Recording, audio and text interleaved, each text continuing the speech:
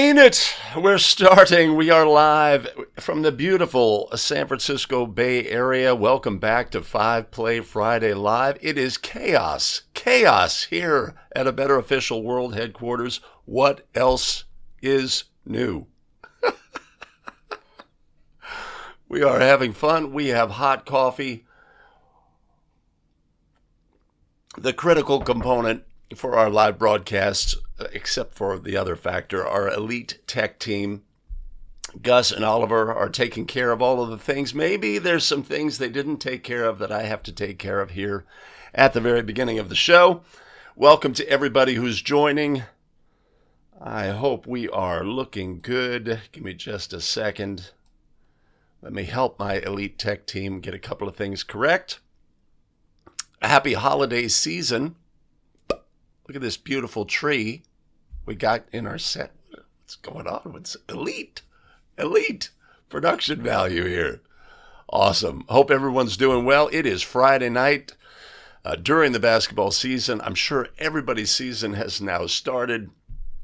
We're trying to get better as basketball officials, and one of the ways we do that is we look at game video and look at what? All the things. Great to see everybody this morning. Dave Craig from Rochester, Minnesota. Chris Janish, supplier of tremendous video clips. We have a couple of Chris's clips on the show today. Good to see you. Yes. Weather-related cancellations, creating all sorts of issues for assigners. Todd is in the house. Good to see you, Todd, on the live stream. Tom Hickey jumping in from Milwaukee. My Warriors were just in Milwaukee, suffered an injury. It's a problem. But the very, very Milwaukee-related team with Kevon Looney, the actual MVP of the team.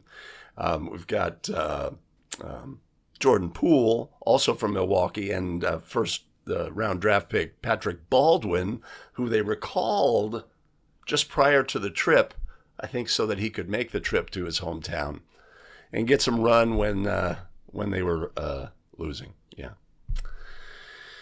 But those are the things, all things Warriors. Leitner's in the house. Gene Boglin, good morning to you. Adam C. has a question for Mike. I'm going to let him handle that because we got a show to get to. I am late to the party. We're a little bit late getting started. Had to do the double intro as I had to create something that I forgot to create. Ashton Dillon jumping in from Louisiana. Excellent. Mark Asmussen, recent Bay Area visitor, back in Elmhurst. And Rick Watson. Always good to see Rick on the show. Good to see you, Rick. Oh, and fantastic. So my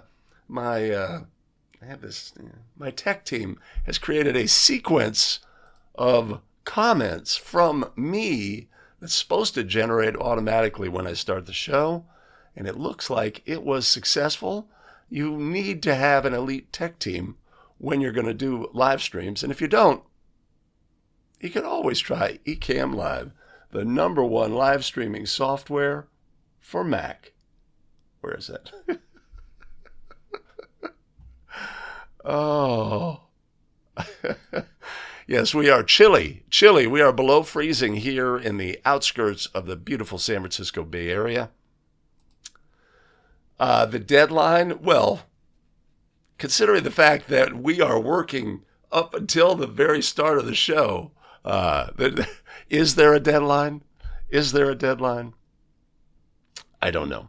But normally we're curating the videos that go onto the show a couple of hours in advance of the show. So if miraculously a play appeared in the inbox, we could add that. Yes. Zooch comes in from Missouri. Good to see you, Zooch. Yes, we pulled, what would we call that? When your partner's running late and you tell the timer, hey, put up 3 more minutes. Dr. Phil, awesome. Great to see you. Aldrich Chua. That's a new name in the stream. Good to see you, Aldrich. And Darwin bringing the Go Blue energy as usual. as usual. Anthony Cummins, Chicagoland represented. Where's Papa Les?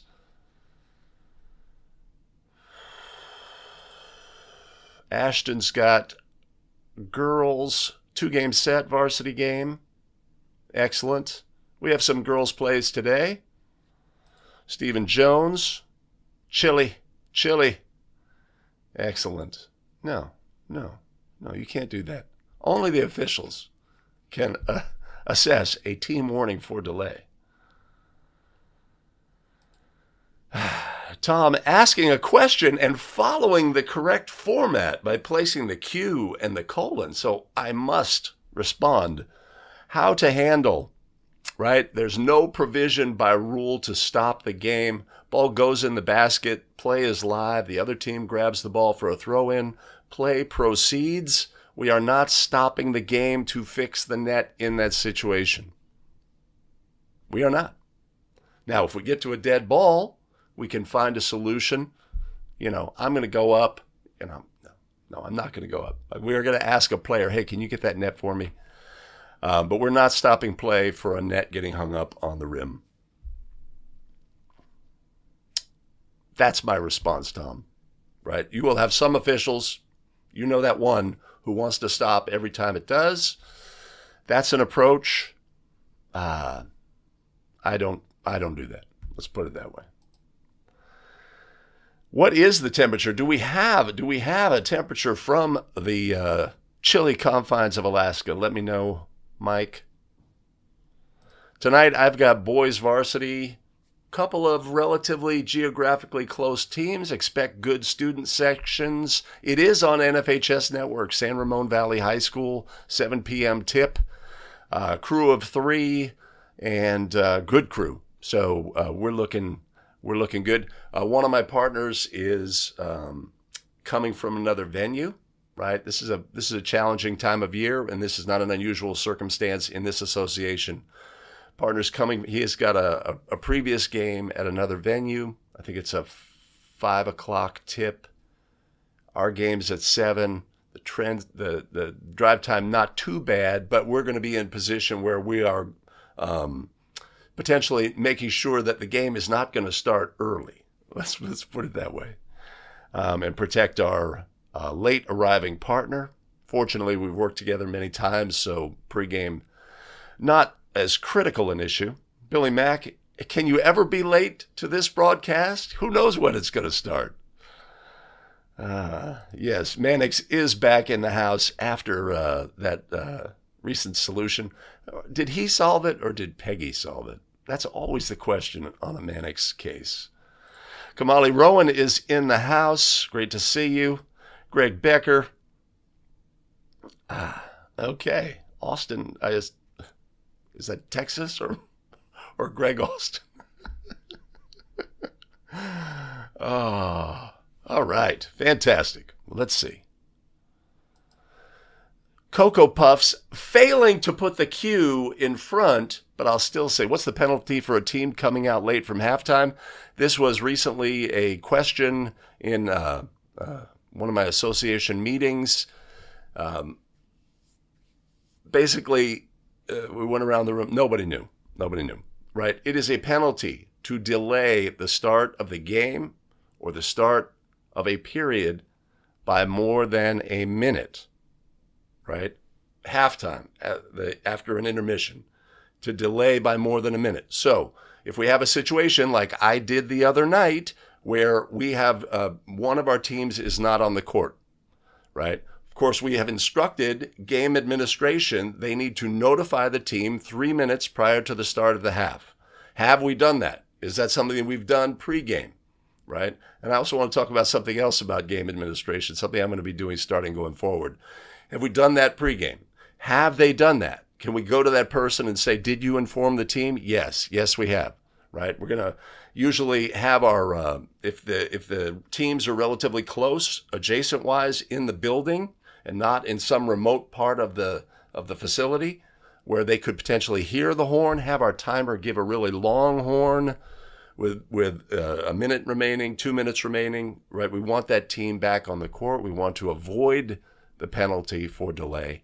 But in the end, if the team has been notified they are not back on the court, we are instructed to put the 1 minute on the clock, timer, 1 minute, and run it. And if the team fails to be ready to play at the end of that minute, they are liable for a team technical in that situation. After that, we would wait for their arrival. If the team is being obstinate for some reason, like we're not coming out, you guys are horrible, we're not coming out, they are at risk of a forfeit, right? But the basic process is put 1 minute on the clock and run it. If the team is back within that minute and ready to play, we just resume the game. If they are not, a team technical foul would be the appropriate ruling. But the 1 minute is the key component, right? So that's that. Yvette Perry is jumping in. Excellent. Great to see you, Yvette. Awesome. Awesome. So the other thing is that I'm going to start doing is when I talk to my game administrator, my site administrator prior to the game. Who's my site administrator for the home team? And if it's a rival, if it's a game where there's going to be student sections from both sides at the game, then I'm going to talk to the school administrator for the visitors as well, right? But what I'm going to ask my my site administrator is, what is your sportsmanship policy?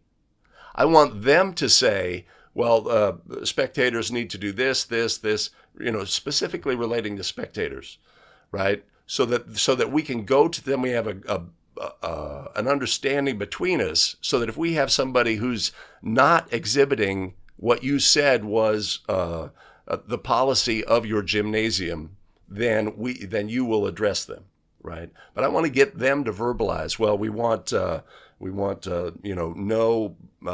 unsporting comments, or no profanity, or no respecting, and no verbal abuse of players or officials or what have you. Perfect. No verbal abuse? Great, right? So then when we have something that rises to the level of verbal abuse, then we can go to that person and just say simply, right, we have a situation, we have a violation of your policy that you laid out, etc. So one of the things we're going to talk about today is several of our plays involve bench decorum situations. One of them involves an ejection and some fan behavior. So we're going to look at all of the things. But with that, why don't we get going on the show? No, you're not. You are not late.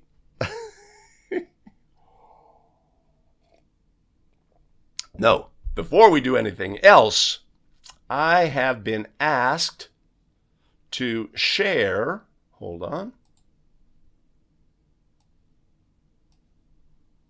a link. All right, so Troy Huber has a website with sporting goods equipment for officials. It has a ridiculous URL, so I've created a URL to shorten that. https://abetterofficial.com/gear promo. And if you use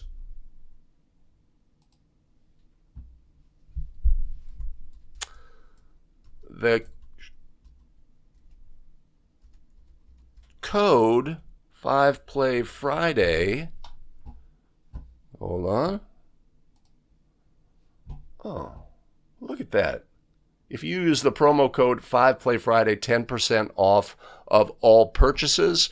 I think it's a situation where there's a overstock of items, potentially a great deal. After the show today, I am going to go visit the site. I need another NCAA women's shirt. I've found that I need that, so I'm going to go purchase one. Between the lines, officials gear.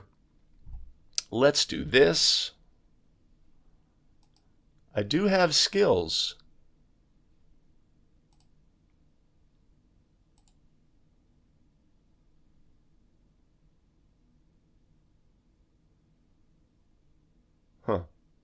Let's do that. Let's do that. Here's the site. What do we have? Oh, there we go. 5PlayFriday, 10% off. Use the code 5PlayFriday. Maybe use that spelling that they have there. I know I need NCAA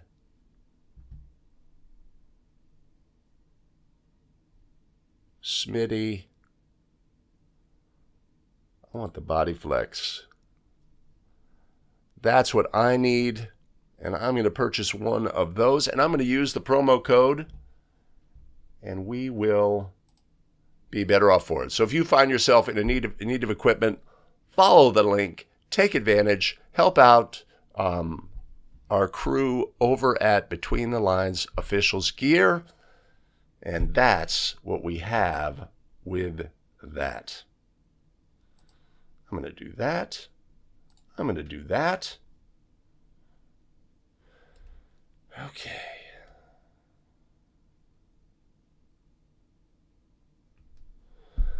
Okay. All right. All right. We are ready to roll. I am ready to go. What? Okay.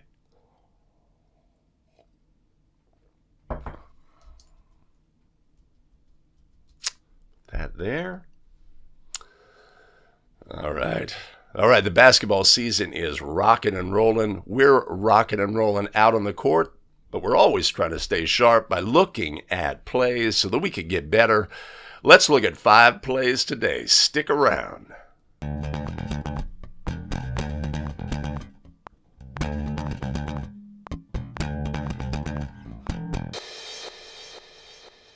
Greetings and welcome back to another episode of 5 Play Friday. Without delay, let's get started. Let's look at our first play. This is a You Make the Call play. What do you have on this play?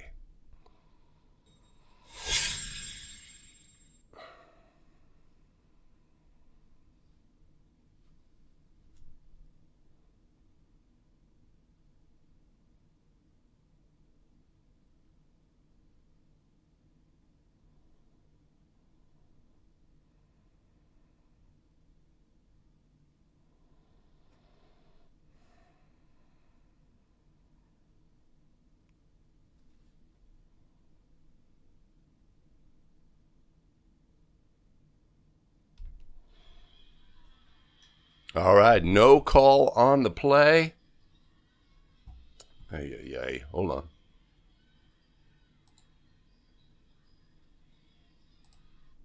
I see. No call. All right, no call on the play. Is this a basketball? Is this a basket interference violation by rule? Was it missed? Was this a legal play? What is a player allowed to do legally at the basket in this situation? Put your ruling in the comments below, and we'll talk about the play later. So stick around to the end of the video, and we'll talk about the legality or illegality of that play. And with that, we are moving on quickly to play number 2.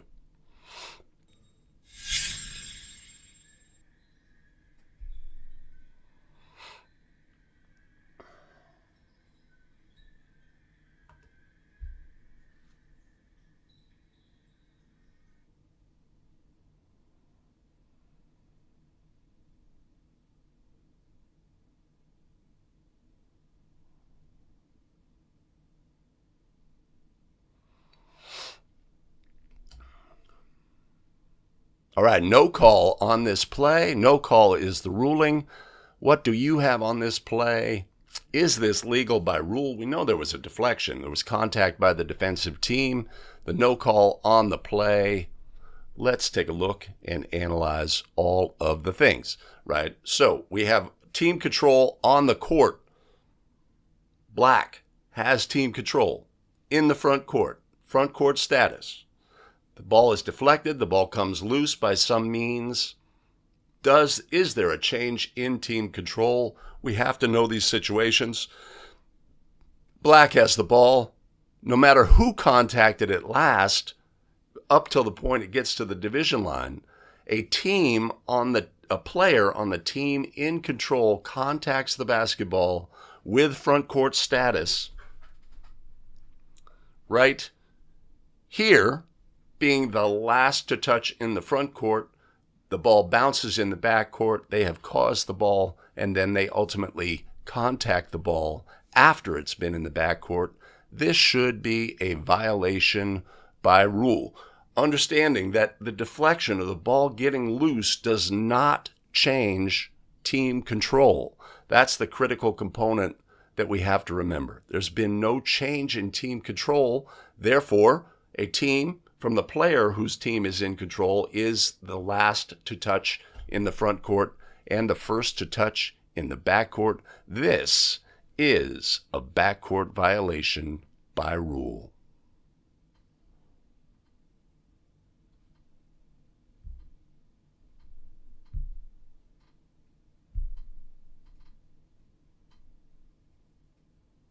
Let me do something here.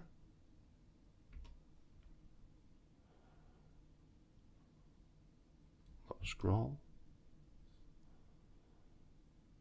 Hey, welcome back to another episode of 5 Play Friday. My name's Greg Alston with A Better Official. We craft video to help basketball officials get better and take control of their officiating career. One of the ways we do that is we look at plays so that we can all get better as basketball officials. Okay.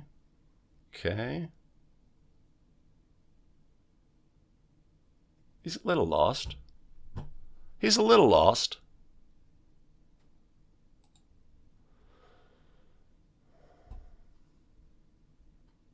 Oh, Mike, are you calling me wrong in my ruling on this play? Ay, ay, ay. Let's take a look.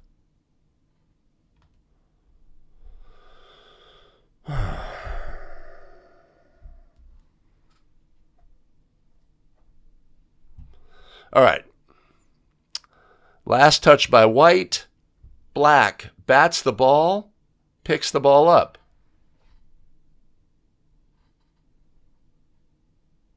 So we have team control by Black. Black is the last to touch the ball in the front court, and the first to touch in the backcourt. How can this be a legal play? I don't understand that.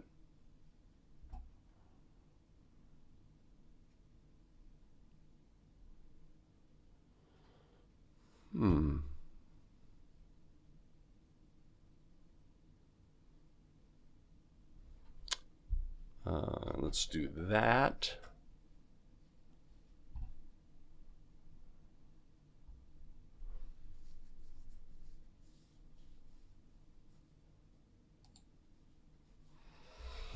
Okay. What is my misunderstanding on this play? Black is on the team in control, is the last to touch in the front court, and then steps into the backcourt. How can this be a legal play?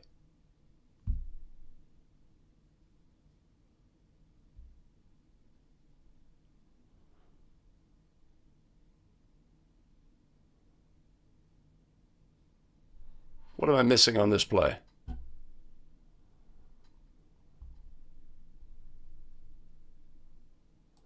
It depends on when you believe he touched the ball. Well, we know when he touched the ball. He touched the ball right here. He touches the ball right here. He has front court status. He is the last to touch front court and first to touch back court. I mean, to me, that's not really a question. All right, so some people are thinking that White basically has team control at that point. Is that what we have here? Do we have a change of possession? I do not see that. Ball is there. I do not have White with team control in that point.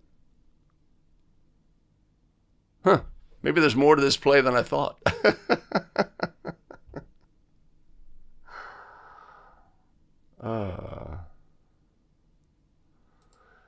Yvette, I am with you. Not quite sure the logic that people are employing. Let's see.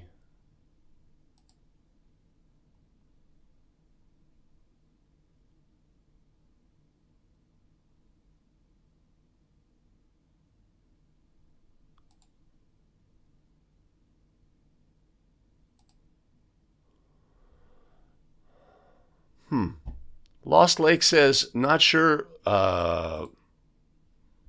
in real time you can make that decision.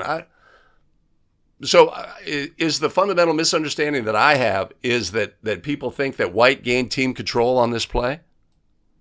and that we would have a reset of shot clocks, the ability to call a timeout, etc. See, I do not see a change of possession there myself. Right? Both players reach down.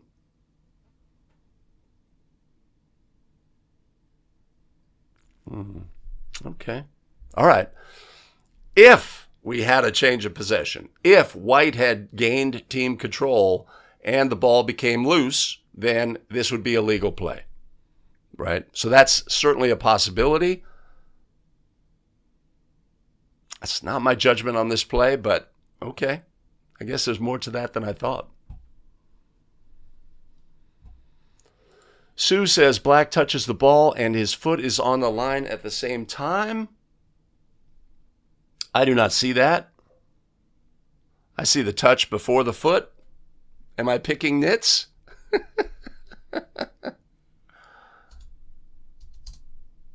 There. He touched the ball. He touched the ball there before gaining backcourt status.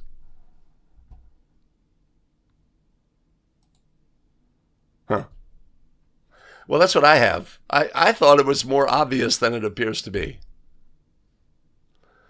Yes, and Tom says Trail had a great look. But we're processing all the things, Tom. If you're considering that we have had a change of possession, and then wait a minute, so is this now a back? If my judgment that White gained team control by picking up the ball and the deflection by Black that caused the ball to go to the division line, right? Then would this be a legal play or not, right? So this is going to be a high processing environment.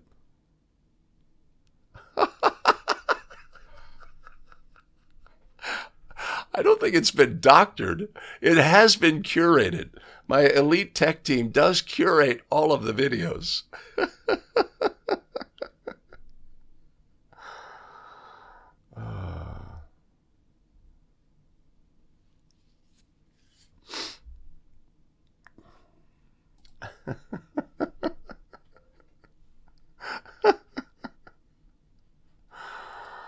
I'm glad. Yeah, I didn't see a jump ball situation on this play. That's interesting. That's interesting.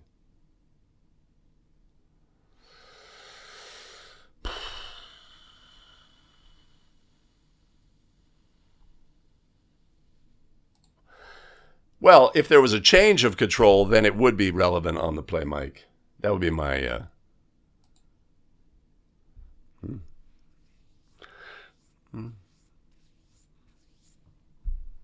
I don't agree, Mike. I don't agree. It seems obvious to me, but it's interesting.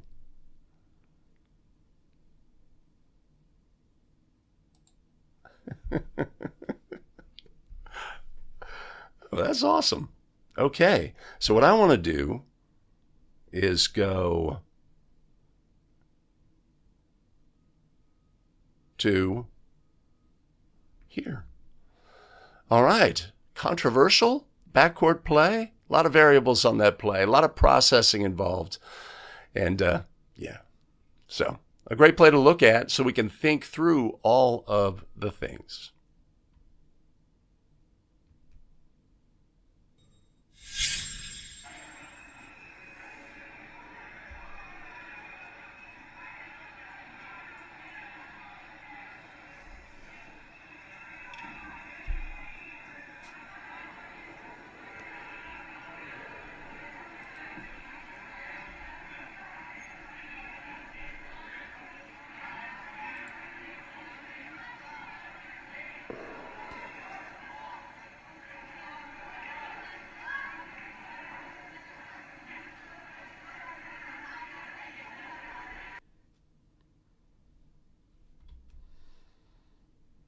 All right, a bench decorum situation, right? We've got a partner who's turned away. We have actions by a coach.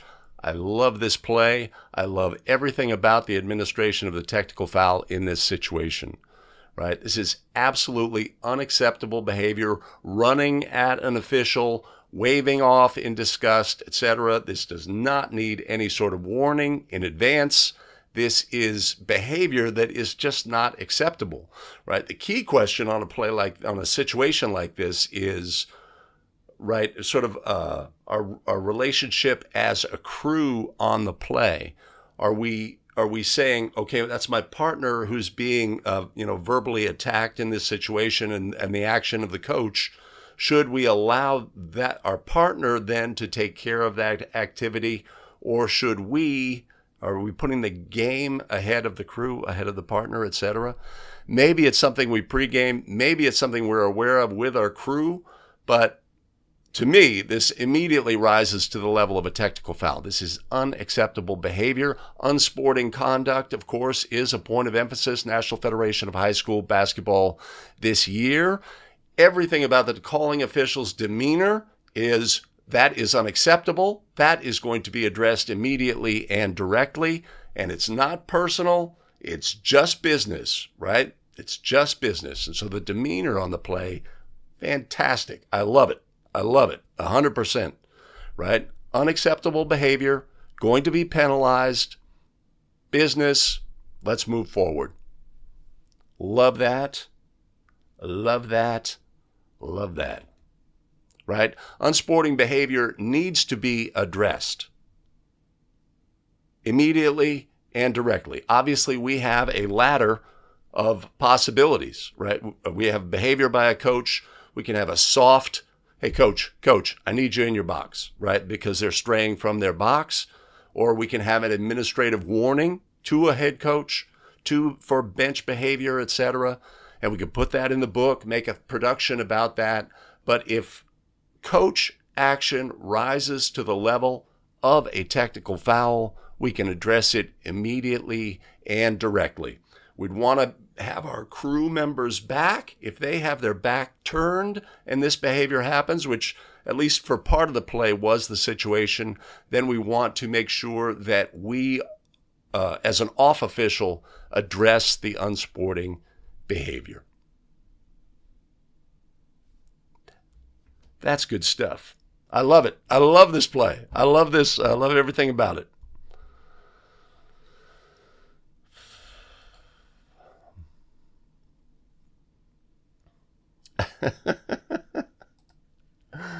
Thanks for joining, Sue. Great to see you as well. If I have not greeted you previously, yes, the NFHS white noise. Yes.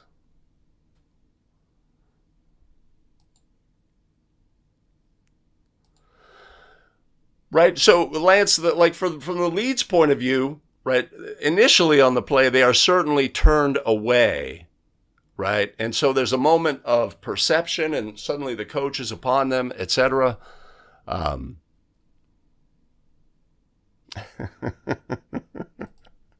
Yes, I believe Jason was being facetious. Yeah, I think the problem is not on the replay. The problem is the live stream aspect. I think if there's copyrighted music on the live stream, it could potentially knock it down. I don't know. That's just a thing.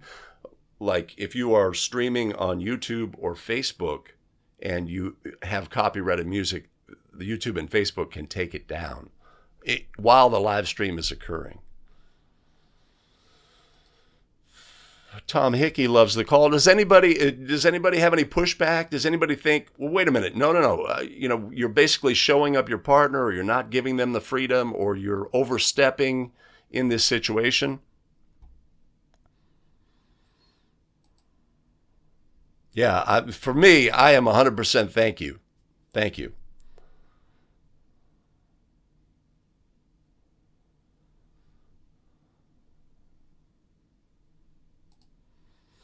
Right?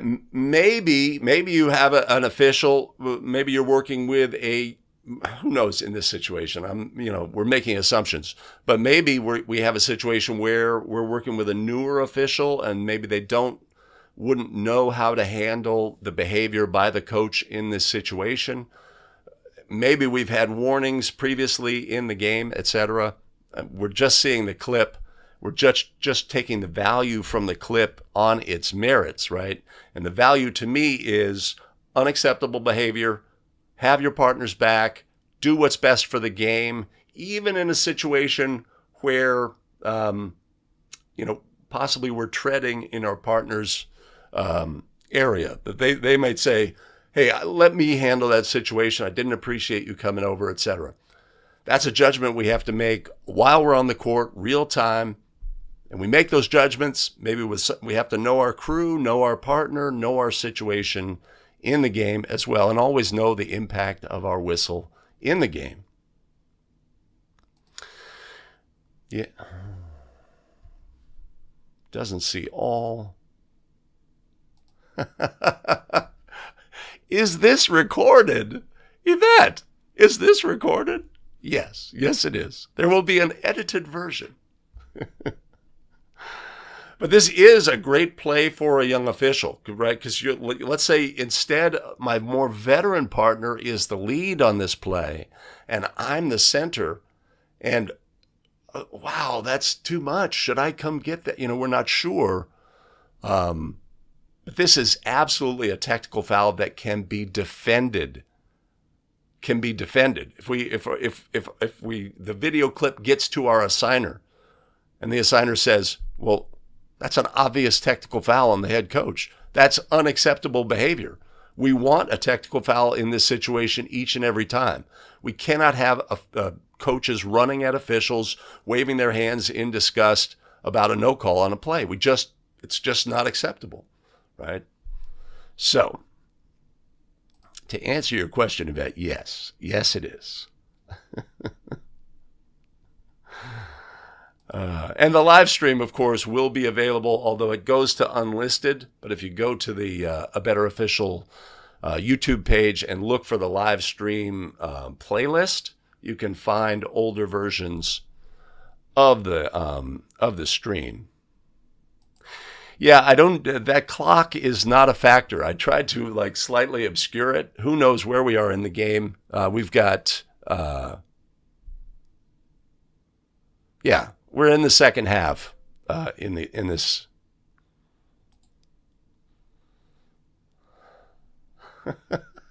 I assume that is in jest, Phil. I assume that is in jest. Although, I know that in different parts of the country, the dynamics are completely different, where maybe schools contact assigners or contact them directly and fill out their schedule as opposed to going through an assigner. Or ratings, the ratings that coaches give to officials is really an important thing in terms of the officials' ranking for playoffs or what have you. I know around in this part in the beautiful San Francisco Bay Area, that's not a factor. We go through assigners. Our assigners, if there's any issues in a game, receive complaints, etc., for things to be reviewed. So. But I recognize that in different parts of the world, things are done differently, and there's other variables that come into play. Samuel Miles, pregame should cover, but when my partner's arriving late, we don't have time to get to this. If only we could cover all of the things in the pregame.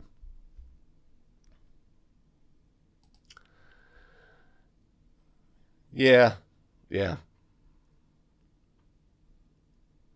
Yeah, our center could have had a little more energy in the transition as well, but that's really not what the clip is all about. But that is a good clip, and I need to put this. Does that work?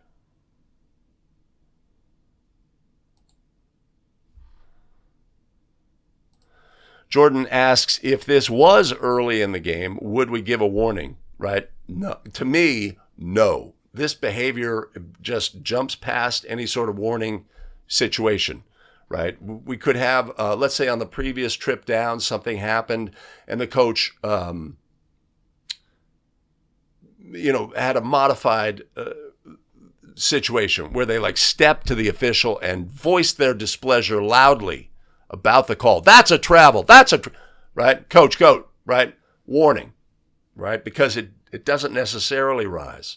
But this obvious unsporting behavior rises immediately. And he did, Greg says he came onto the floor. Let's take a look. Right, everything's great. Oh, you got to call that.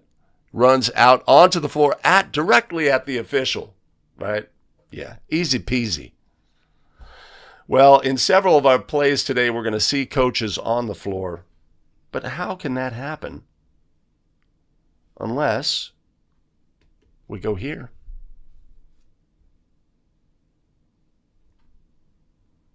I'm going to try this. Hey, we've got a great group of tremendous show supporters. Let's take a look. Who's up on the show supporter big board? Jay Severson, Chris Hirano, Mike Wong, Paul Clay, and Mike Goodwin.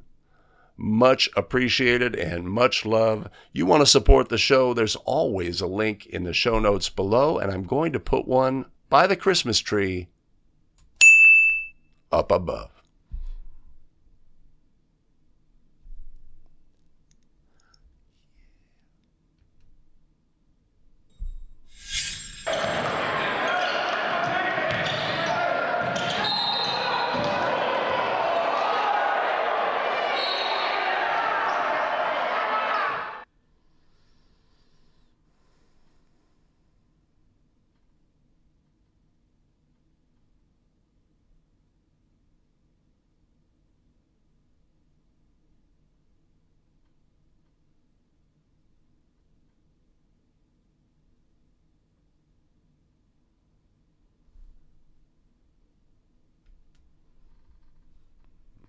All right, good stuff on this play. Lots of things to look at. Looking at all the things, that's what we do when we look at plays, right? Was the call correct? Did the correct official make the call? Was there additional activity that was it observed or unobserved? Was it properly penalized, etc.? So what are we looking at on this play here? Let's go here. This is a collegiate game, so there's a restricted area involved, but we could take that part away and just say the lead makes a call on the play. We can look at the calling official's mechanics. Does it take them away from subsequent activity? Right, the stepping onto the floor, we like to emphasize. So we're looking at the mechanics of the crew, the awareness. We're also looking at bench decorum, right? So that'll be a thread in our plays today. Okay, so let's take a look at what we have on the play here, right? If this was, I see. There we go. Let's go back here.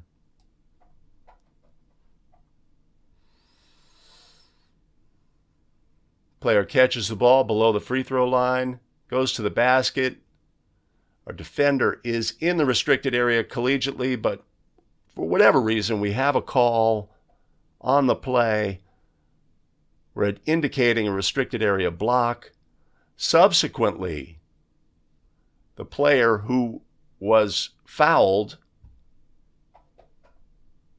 throws the ball down on an opponent who's on the floor. The center official recognizes and assesses a technical foul on red 32 in this instance.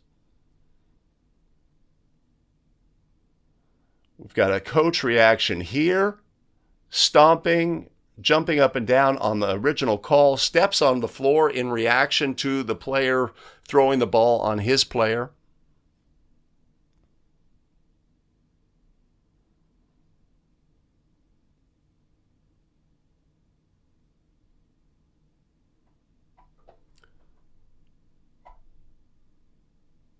Right, so we can look at our habitual movement here as the calling official, right? When we make stepping onto the court and progressing towards the table part of our action on this play, we are less aware of players on the floor and the subsequent action.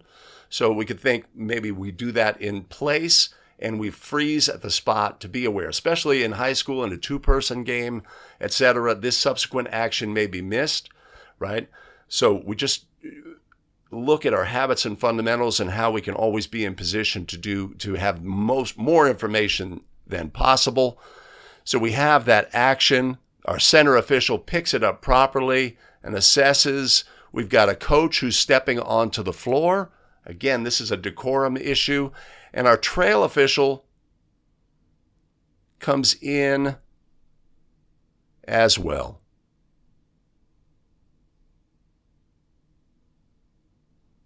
Is this a flagrant act? Right? It seemed pretty deliberate.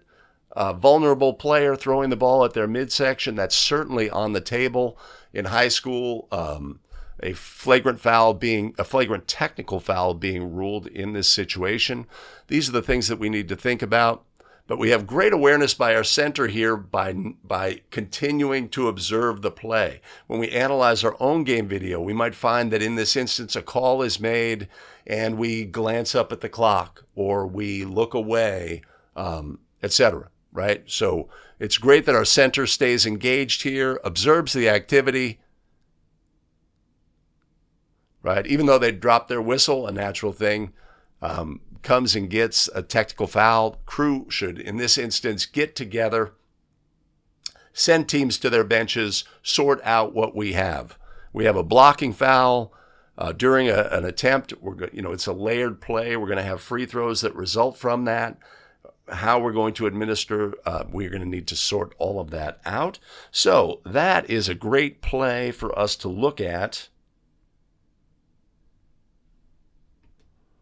because it really affords us a lot of opportunity to look at several things, both the mechanics of the crew, the awareness of plays, also the fact that there was a bench decorum issue that remains unaddressed in this very short clip, but one that needs to be addressed, right? The coach response to the initial foul, where they stomp up and down, that is not acceptable behavior in that instance, right? It has to be addressed.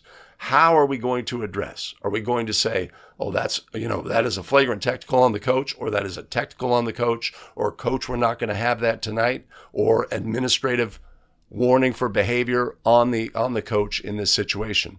And the fact that they have that behavior, and then there's subsequent action, we might say, well, their player was offended on that play, so their natural reaction is to come out in that situation, right? Of course, in a fight situation, a potential fight situation, a coach is allowed on the floor. So the subsequent activity of the coach stepping on the floor, you could say, okay, that is okay, but the initial needs to be addressed. Coach decorum needs to be addressed, and in all situations, what we permit, we promote. What do we have on this play? I like this play. It's really short. We don't see what happens after, but a lot of good stuff. A lot of good stuff. Okay. Let's see. Phil, that's horrible. That is horrible.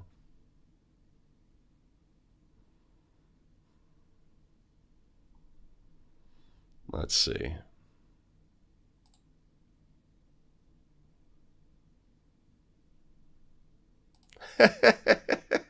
Who is us West Coast people? What are we doing? What are we doing live streaming at 7 in the morning?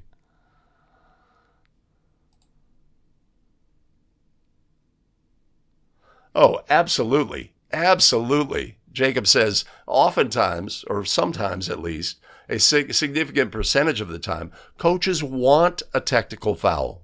They want to, energize their team by getting a technical. It is simply part of coaching strategy, something we have to be aware of, that they want the technical foul. Give them what they want, right? No, I'm not giving it to you. I know what you're doing. I know what you're doing. You want to fire up your team. But no, we're not going to have it. Gary's asking what happens after the game is over. The coach confronts the official. Can they still issue a technical? Two opportunities, right, Gary? The game is over. The officials are leaving the visual confines. The coach comes, gets in their path. You guys this, you guys that, et cetera, right? Can we assess a technical foul in that situation? Yes. Can we assess a flagrant technical foul in that situation? Yes, right? We are still have jurisdiction over the game. Now, we leave the visual confines. We're on our way to the coach's office where we will, have our post-game meeting, and the coach is there. You guys this, you guys that, you guys this. Can we assess a technical foul in that situation? Not by rule. Can we contact our assigner or a board of some sort that has authority in this situation? This behavior is not acceptable. It's not going to be acceptable for the school, I certainly hope. And it's not going to be acceptable behavior. So that may lead to penalties for that coach, but our ability to assess a technical foul at that point is not on the table. Greg doesn't like the call. I don't know NCAA men's RA rules. And yes, and it works. It works, right? But we just need to be aware. Jordan, glad you're here. Glad you found some value. Mike Williams does not like the center leaving the scene and going to the table after the technical.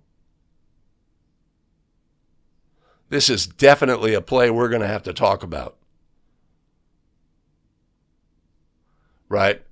Definitely a play we're going to have to talk about. Anytime we're layered, where some event 1 happens and then event 2 happens, especially if you were working a high school game and you're working with partners who maybe do collegiate games as well, right? We're going to say high school rules tonight. High school rules, here's what we do. 32 is going to go to the line and attempt their merited free throws with the lane cleared. Then any player from the white team will attempt the technical foul free throws at the other end, division line throw-in opposite the table. It's all sorted out. We're going to have a discussion about whether this is a flagrant technical foul or just a technical foul. If you're saying flagrant, I am with you 100%. This is simply unacceptable behavior. You can't throw the ball down on an opponent like that in a vulnerable position. To me, that's flagrant technical. That player will be disqualified. Okay, great. Who's going to shoot their free throws? Right? Again, we're sorting out all of the things. Their substitute, of course, at the high school level would attempt their free throws by rule. There's also a little bit of a walkover leg action on that play.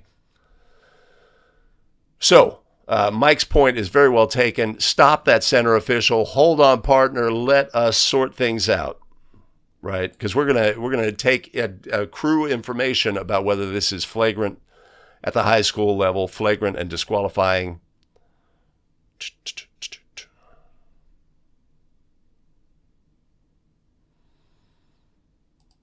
Lance says ejection. Of course, if it was a high school game, it would be disqualification. But I agree with you. Adam has flagrant on red 32. Right? So there's 2 actions, Adam, by the coach. There's the initial stomping action on the call, and then there's the subsequent coming onto the court.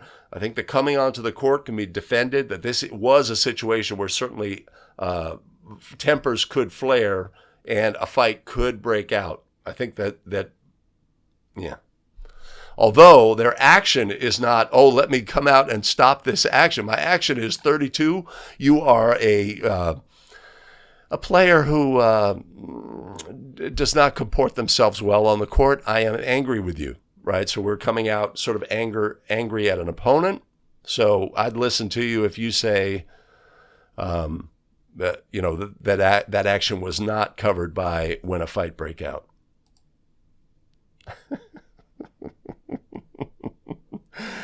It is certainly a posture, right? It is certainly a posture, and there's no stress in the center's posture, Mike. I love that. I doubt the coach got a technical. We do not know. This is a super short clip.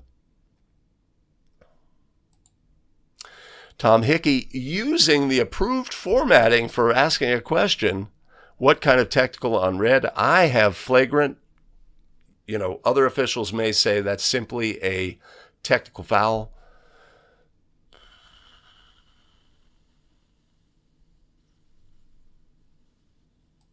Stephen Jones, if it's decided that the flagrant on red, yes.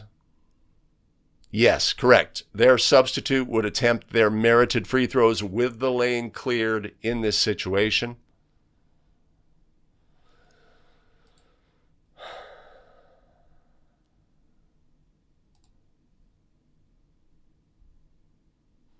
Yeah, so when I mentioned the fact that the trail comes in, it's kind of like we're what value are we going to add in this situation, right?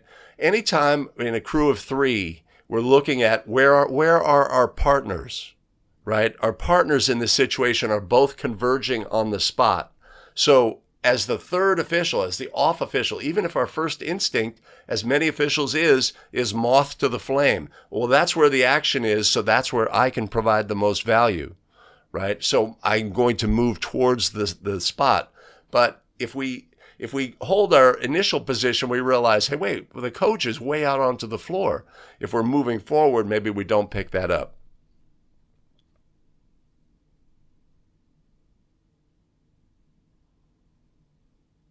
Yeah.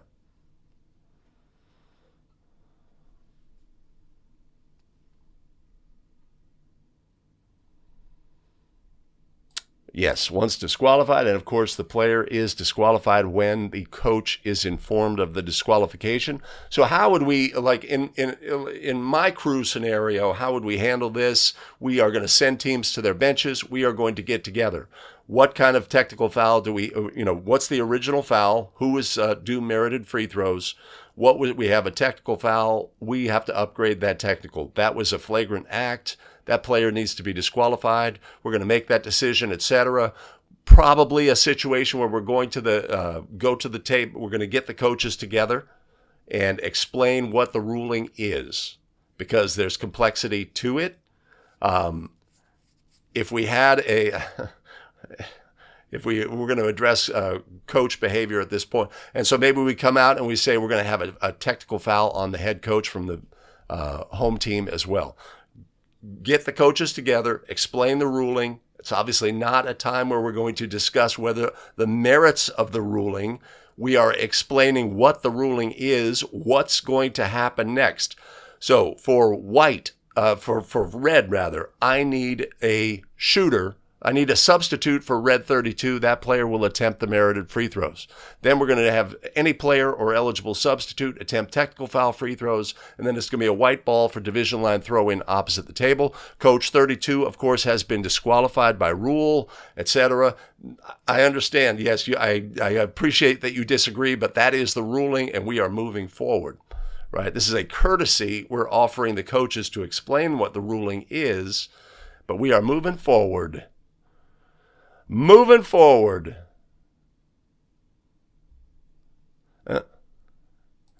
Cantankerous, a great word. Stephen, I think what we have is a walkover. Let's see. Let's see exactly what we have. Yeah, so White sort of grabs his legs a little bit with the pinch of the legs. That's probably what he was responding to. Might have missed that originally. And then we're here, and we have the throwing the ball off of the prone player, and then some subsequent leg entanglement. 32 says, on me? A good play. And now I'm going to do that. Let's see if it shows up.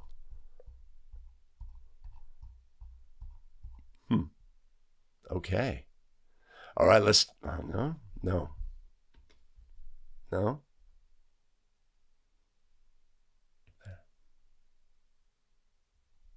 No.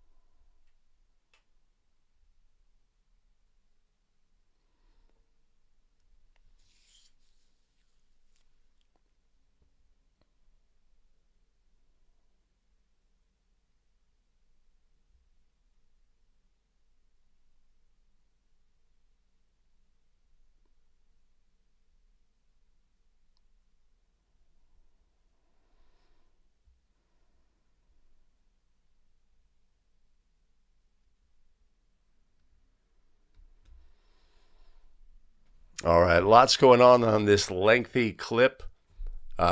Many things to look at. What are we looking at when we analyze game video? Call correct, call incorrect, game management, behavior of the officials, mechanics of the officials, correct ruling on plays, etc. Right? This situation offers us a lot. This was from obviously a highly contested game. Ultimately, at the end of the clip, the fan who came onto the floor is ejected by game administration. Game administration seems to do a really good job in this situation. Actually, just prior to the clip, game administration removed somebody from white who was sitting by the team bench. That action obviously occurs in this game. We've got a coach who's comes back onto the floor, inviting the officials over to watch some football on Sunday or what have you. Right? Obviously an upset coach after ejection. Subsequently, fans are removed, etc. Right? Which is great behavior by game administration. The initial ejection was prompted by the officials, so that's great awareness that we had a fan on the court. So if we look at all of the things, which is of course what we're here to do, right? So this player on white with the black socks. Let's do this. This fellow here is exhibits behavior on the court that we don't see obviously the breadth and the width of the game, but that is a player. When we have players who are irritants in the game, we have to be super aware of their behavior. Some players love the fact that they are irritating to the opponents. They do things that are maybe less than legal and during the game, and they bother their opponents. We have to identify those players. This is one of those players, as we could see in subsequent action, and we're moving forward. Now in this throw-in, right, the count, our thrower throws the ball at the lower midsection of the opponent, right? They have obviously had some interactions in this game. That would become obvious to me, but we have a steal, play to the basket, foul is ruled, goal is scored. The dreaded look back. Who's our fouler? We're not sure. We want to take care of that business at the spot of the foul. Did we miss any activity by the players after the foul? Any taunting activity? Right? The standover and right? And the subsequent interaction between the two players. This goes unaddressed. This is not acceptable behavior in our game. We have to address these things. But in the end, we are attempting the merited free throw. That free throw is missed. Let's see what happens next.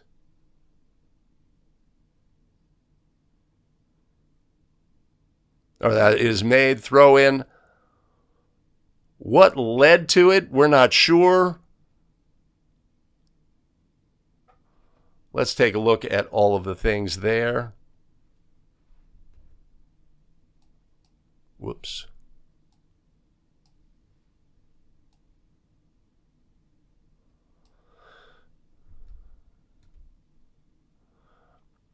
I don't detect contact. Maybe it was a brush. Maybe there was language that was used at the moment. But blue says, I have had enough.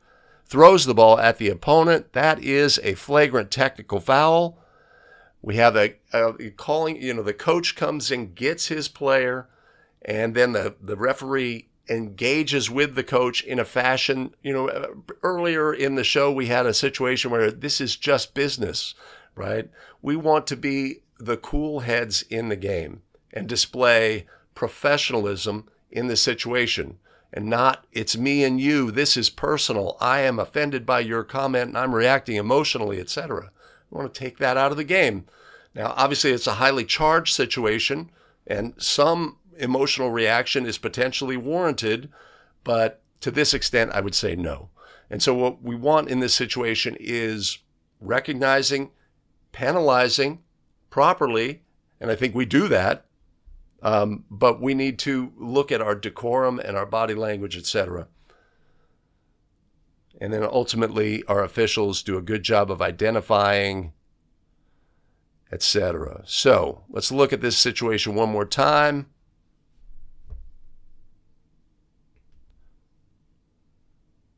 Right? The coach objects that other guy is a cheater and my player was justified or whatever. There's no justification in this situation. Right? But the engagement in the face is not what we need in this situation. We want separation.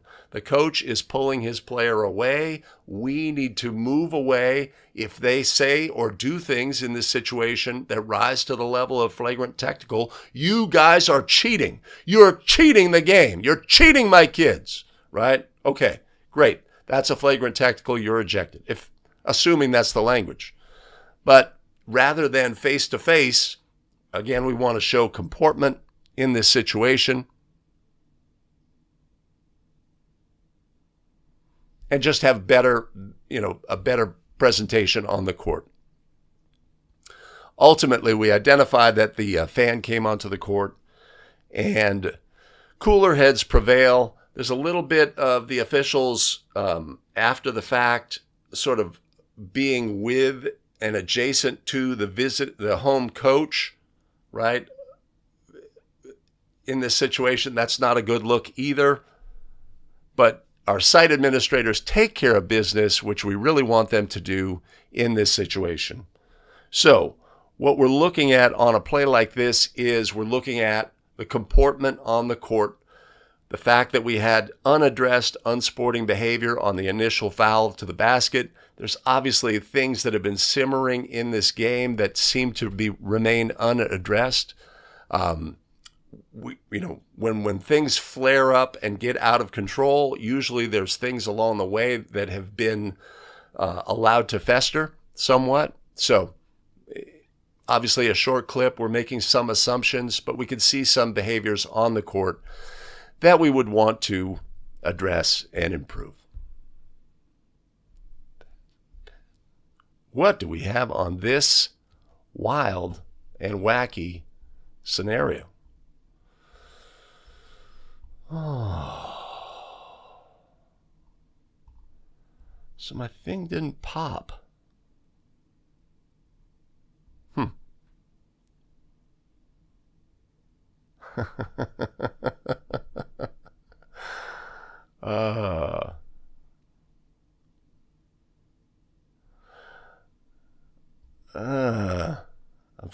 I'm a little lost.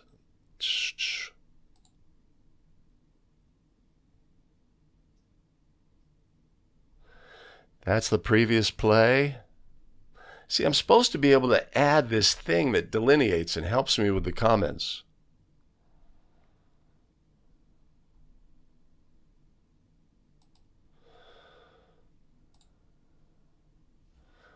All right. So I assume this is where we are. Way too emotional and demonstrative. Our player who's offended on the foul. Oh, I see. The official. Yeah. Way. Right? And so there's two things. There's a couple of things. One is, if you're working a game with me, I am unemotional. I am unemotional in the administration of penalties, etc.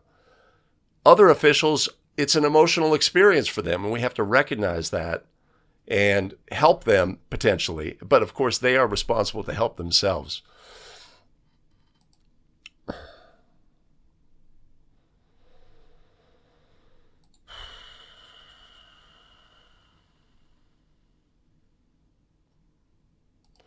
Michael doesn't like the T on the coach. Calling on that, should have walked away.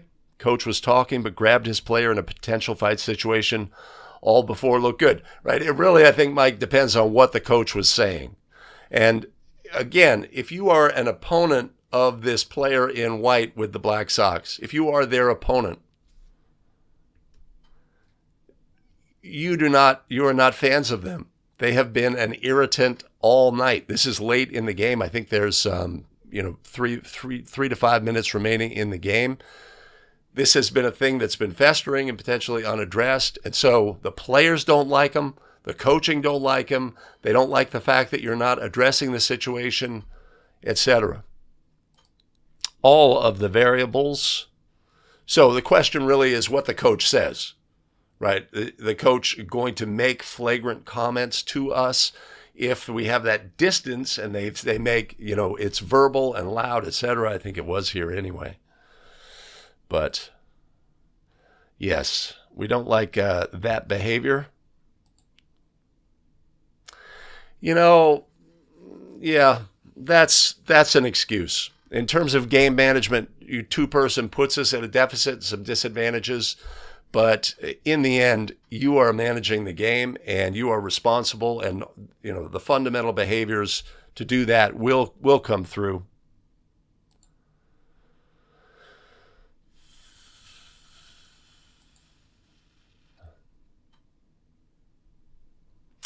All great points.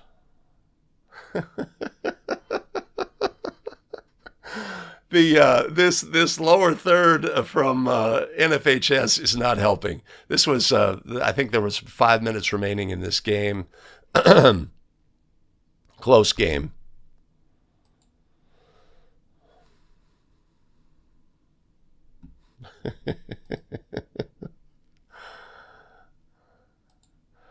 Yes, Rich and Michelle. I'm assuming it's Rich, but is that a fair assumption on my part? I will say that the demographic for the A Better Official channel is predominantly male, by a significant percentage. Well, definitely. And the fact that we see that behavior on this clip, and we see after the disqualifying act, right? If we look at that, watch the behavior by White 14 here. Right? He is, what would be the words that we would use to describe this player? Like when we were talking amongst our crew at a timeout after the game had started, etc. I know what I'd say. Chicken shit is the word, right? So, I mean, we need to identify those players. Some players are just irritating players because of their actions. Maybe because they're super hustling. Maybe it's because they are charge takers. They're always looking to gain an advantage and do the little things, etc. And the opponents get frustrated with them. But other players are poke you in the belly during a shot kind of players. Say something, muttering under the breath between players, etc. And just become irritating. And we have to identify those players.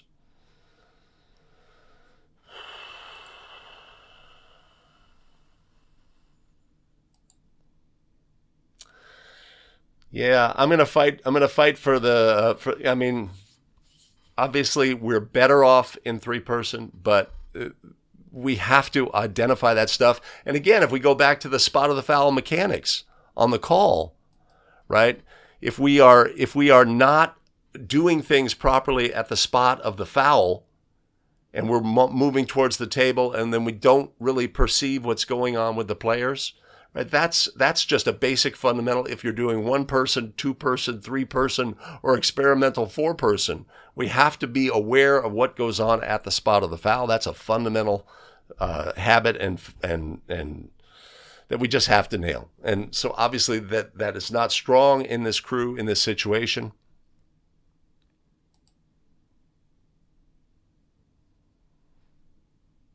Yeah. I think that's the second hockey goon.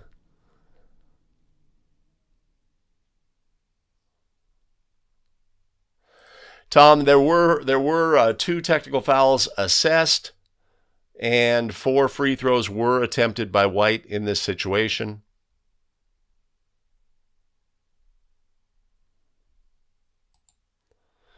Zach asking, should 14 have gotten a technical in this situation? I know what I would do. I know they did that in the G League. They did experimental 4-person Yeah. Good to see you, Lauren. All right. Okay. So what do? I go here. And here. I think we're on. Let me take a moment.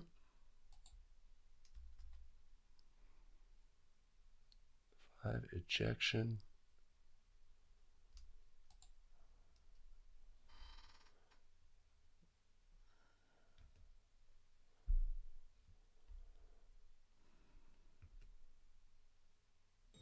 Nope, I did that wrong.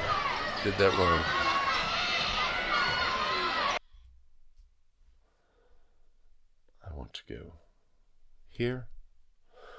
All right, earlier we had a possible basket interference play on play number 1. Let's take a look now back at play number 1.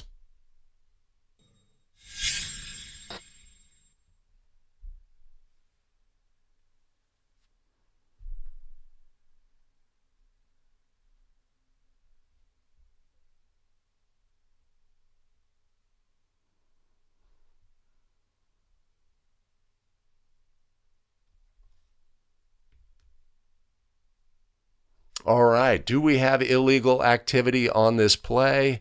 Try goes up. Is the ball contacted in the imaginary cylinder? Is the rim contacted with the ball in the imaginary cylinder? What are the variables in play on a possible basket interference violation in this situation? So let's look at all of the things here.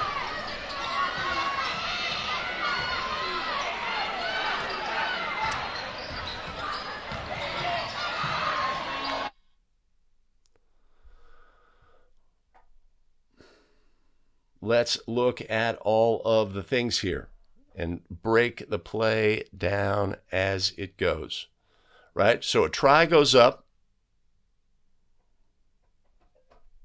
Ball contacts the ring, right? Everything's great. Player, if we see the path of the ball changes, the player contacted the basketball. If that contact of the basketball while any part of the ball was in the imaginary cylinder with the ring as its base, that would be a basket interference violation by rule. Right? Of course, a player is allowed when the ball is in the imaginary cylinder to contact the ring, legal, but not the ball. If the ball was on the ring, they cannot contact the ball or the ring in that situation. This is a subtle play. I think only our center of, our trail could get this as well, right? It helps to have experience. If we see that the ball changes direction on the play, we have to make a judgment then as well, was the ball in the imaginary cylinder? It appears from this angle that it was. This should be a basket interference violation by rule.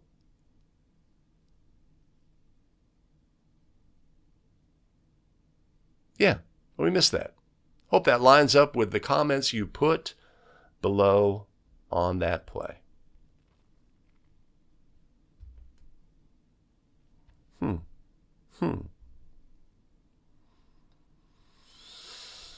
Okay, here it comes.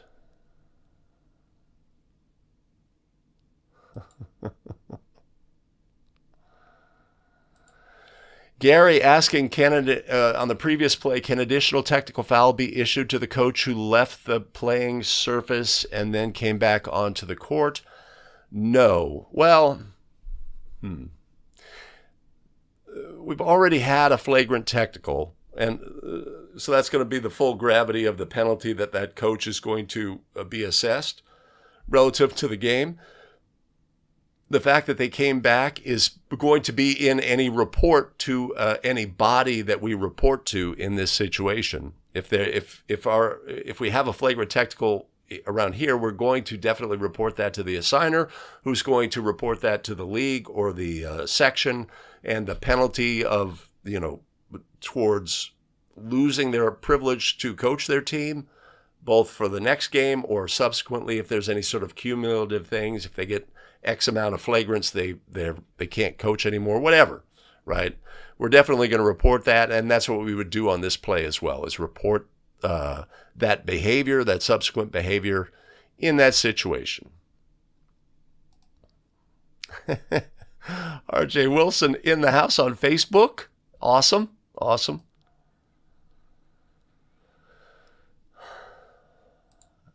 Jacob, some comment about the Bucks dismantling the Warriors. Oh. Yes. The Road Warriors, Jacob, struggling. And the Bucks look strong, all things considered. It'll be interesting to see how the Warriors' road trip plays out with the loss of Steph. They're going to be, and Wiggins not back, so we'll see. Playing time for the youngsters.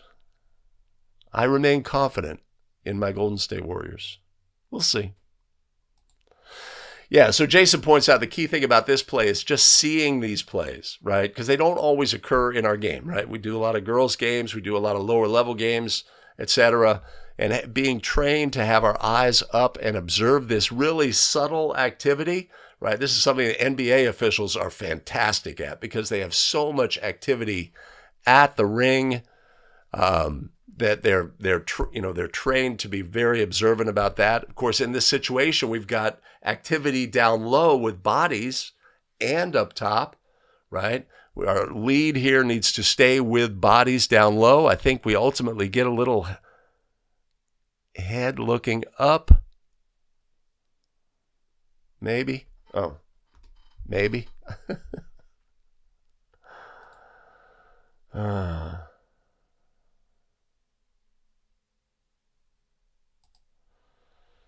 Oh, karma.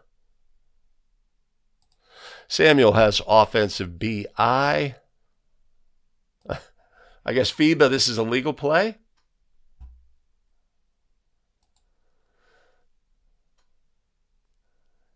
Yeah, it's kind of 6 of one, half dozen of the other, Mike, I think, because the camera angle really shows the movement of the ball from this side, moving this side after the contact.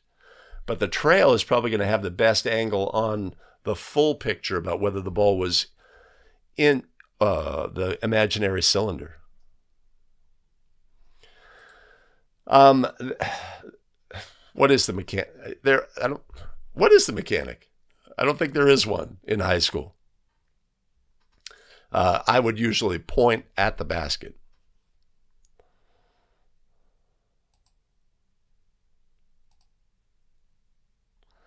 Yeah, Tom, we got a great group of community of officials, and I appreciate it without a doubt.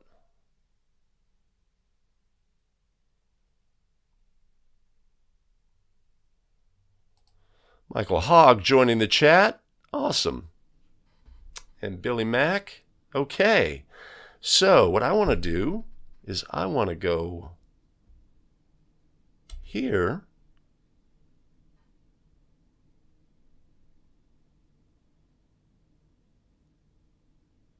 Yeah, I think we have time for a bonus play.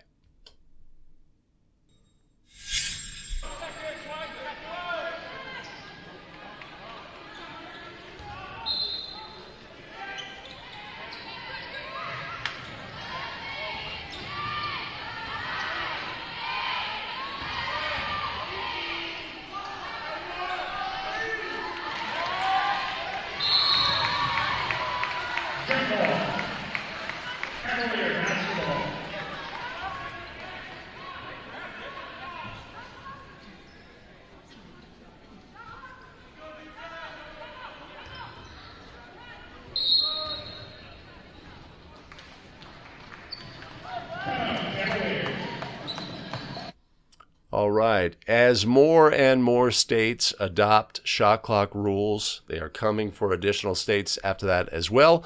We like to include shot clock scenario plays to help us be better at officiating basketball. right? In this instance, we have no reset of the shot clock on this play. Should a reset have occurred? That is our question on this play. Ultimately, remember back in our backcourt play, on play number 2, there was a question about whether player control establishing team control had occurred. On this play, it is clear that black is holding the basketball. At that point, we have had a change of team possession, and the subsequent tie-up and resulting throw-in should have been done after a full reset or a reset of the shot clock. I believe this is a collegiate game, but in high school we would have a full reset in almost all circumstances, I believe, for teams that are adopting, right? Black is holding the basketball. Even if it's only for an instant, they were holding the basketball, and that's the key component on this play.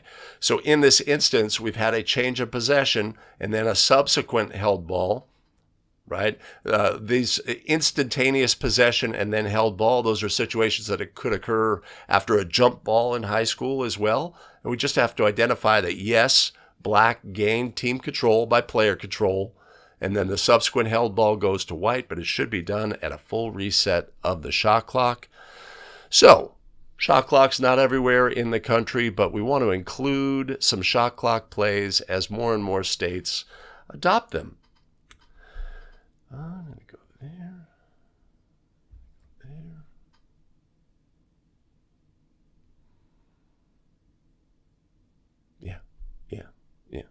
Yeah.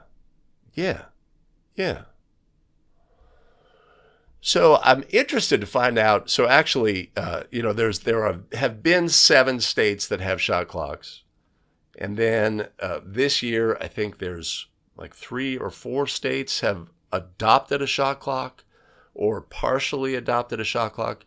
But the states that do have a shot clock, like California, has a lot of games, a lot of officials, etc. I wonder when we'll get to a critical mass that even though all the states or half the states haven't adopted, but the larger states may be, meaning that more games are officiated with a shot clock.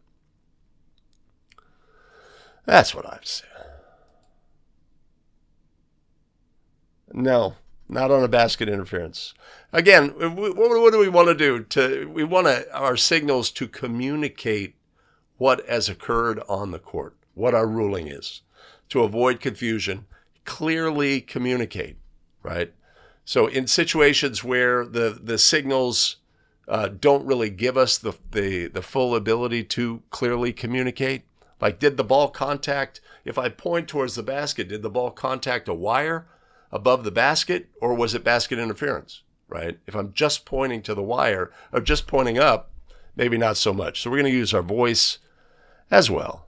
All right, Kelly in the house, North Carolina. Excellent. We don't get too many North Carolina viewers.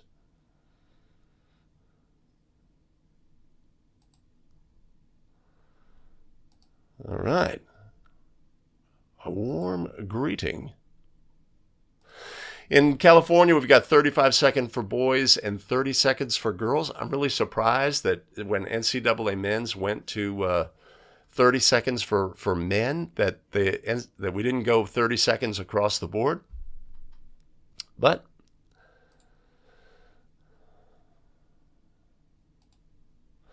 yeah, we do 30 seconds for girl here. Okay. Now, previously, I may have suggested a bonus play, but we do have time today for a bonus play. Bring it in after the timeout. Green wave in the press. Ball's tipped away. Good effort there by Lerma. Hills has it. He pivots, and he's called for the offensive foul. Chuck Wendell, when you pick up the basketball in that situation, get lower and wider with your elbows. That time his arms are kind of sucked into him, and they got close. Once his arms got away from him, it become a foul.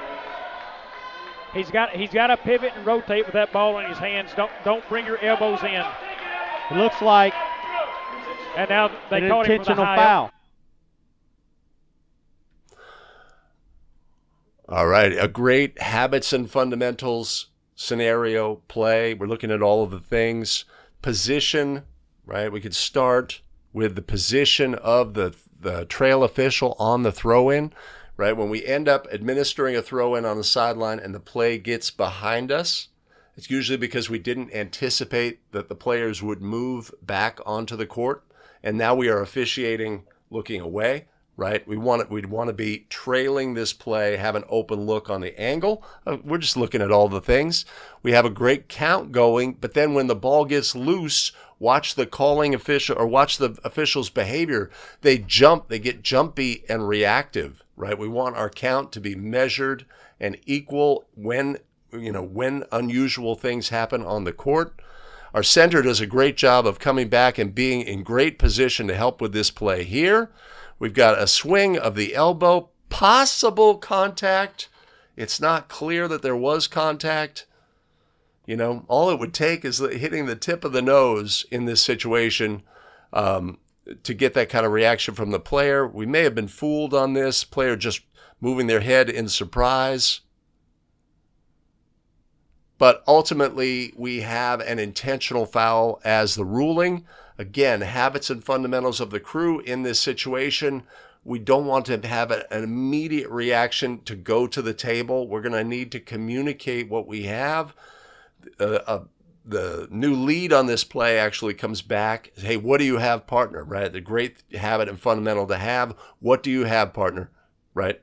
Intentional. Okay. Who's our offended player or their eligible substitute? We'll attempt the free throws. We'll have a throw-in spot back here, etc. Sort all that out. If we need to send players to the benches in that situation, we would do that as well.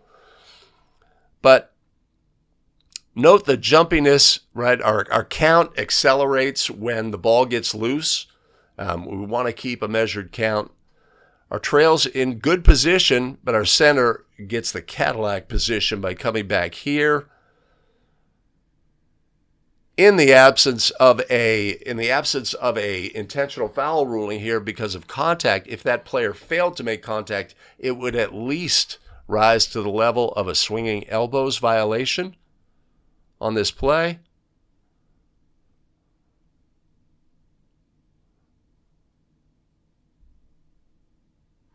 Yeah. A great clip. Thanks, G.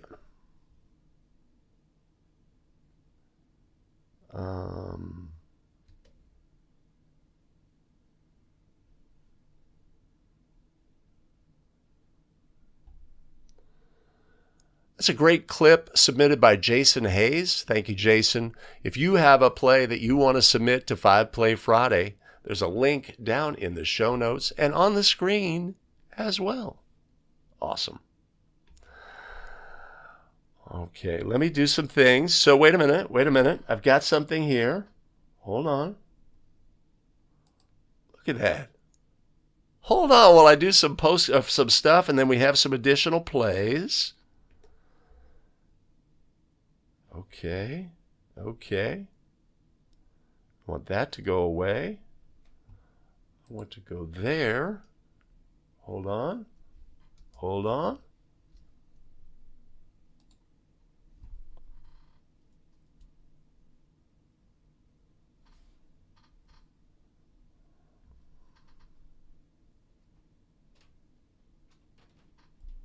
Did you do the first play?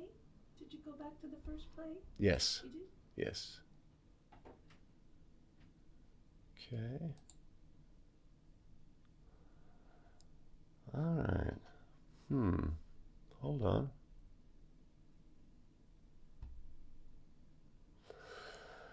Thanks for joining us today for 5 Play Friday. Much appreciated. If you could take a moment and do a couple of things, hit the like button. Really helps us with the YouTube algorithm, gets the video in front of more basketball officials so we can all get better together. Fantastic. Of course, we do have a group of tremendous show supporters, and I'd like to thank them right now. Up on the show supporter big board, Jay Severson, Chris Hirano, Mike Wong, Paul Clay, and Mike Goodwin. Much appreciated and much love. You want to support the show, there's always a link in the show notes below, and I'm going to put one here by the Christmas tree up above. Awesome. We have for you additional video content available here. Here's this week's basketball rules expert. Here's another great video about bench decorum. Make your choice, choose wisely, and we'll see you in the very next video. Take care, everybody.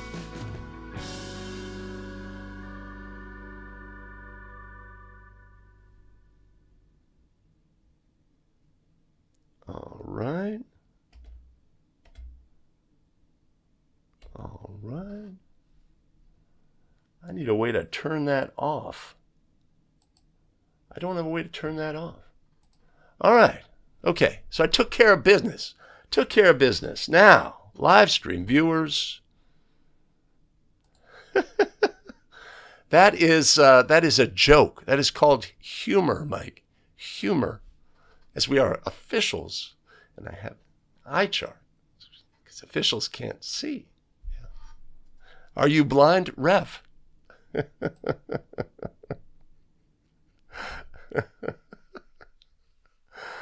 Awesome. All right, bonus play time. Let's go. What the?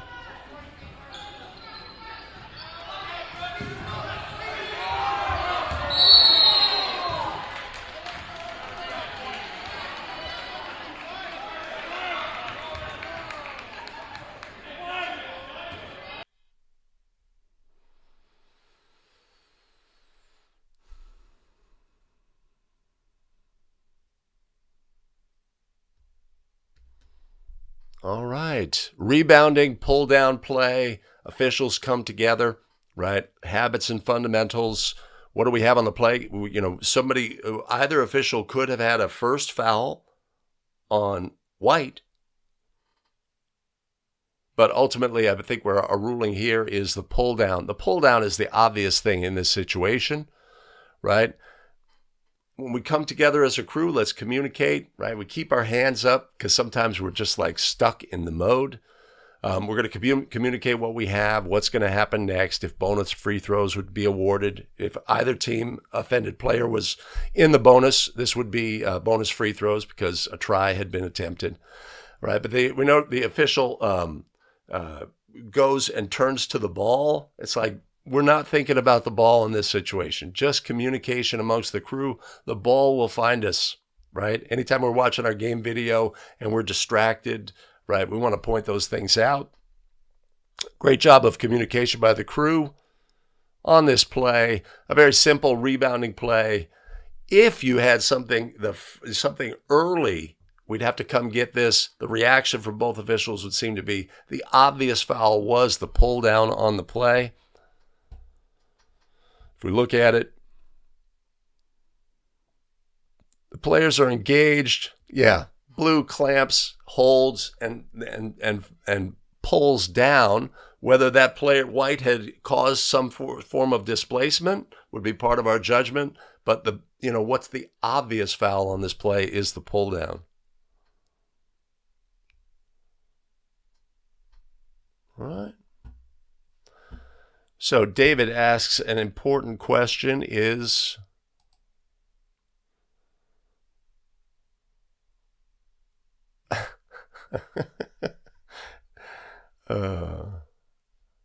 okay, wait a minute.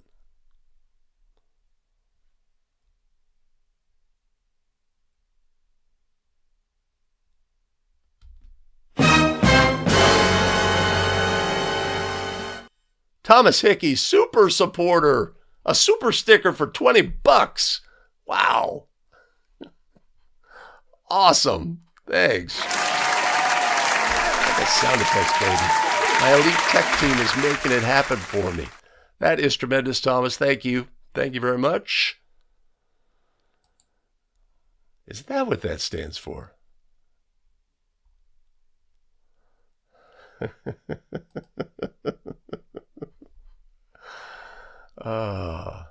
Ray Allen jumping in. The Ray Allen, not that NBA Hall of Fame guy. The Ray Allen from the beautiful San Francisco Bay Area. Great to see you. Great to see you. So David asked a key question. How much of a factor here is white displacing blue, right? That's going to be part of our judgment. If we had that first, then the subsequent takedown, does it make it rise to the level of a double? Did we ignore the pull down, etc.? The obvious from the camera angle is the pull down itself. Yes.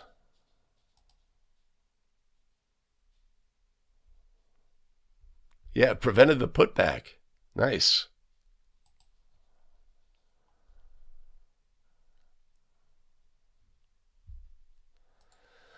Samuel says white displaced blue first. That is certainly a factor on the play. This is where so white gives blue a nudge, and blue realizes, oh, I'm going down. Okay, you're coming down with me, baby.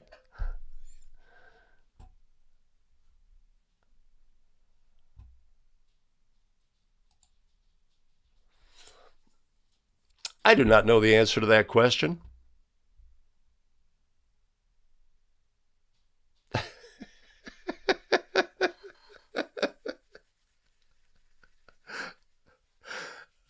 It sounds like Billy, a case where you allow your significant other to pack your bag, and they think you're going to a hockey game, but you're actually going to a basketball game. You open up the bag.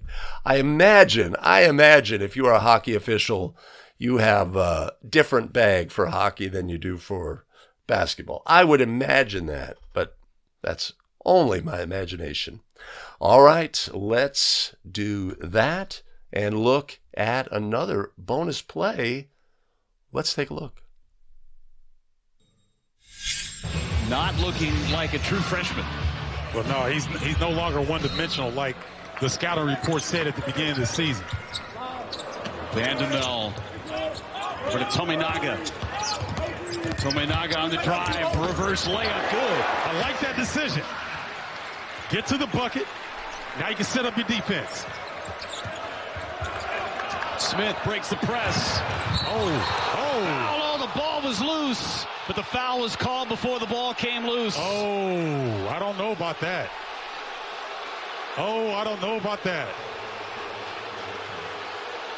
Oh, man, I think he lost the basketball here. Yeah, the ball is out of his hands. Where's the call? I mean, where's the foul? Oh, man. They got Wilcher with the foul. Oh, he lost the...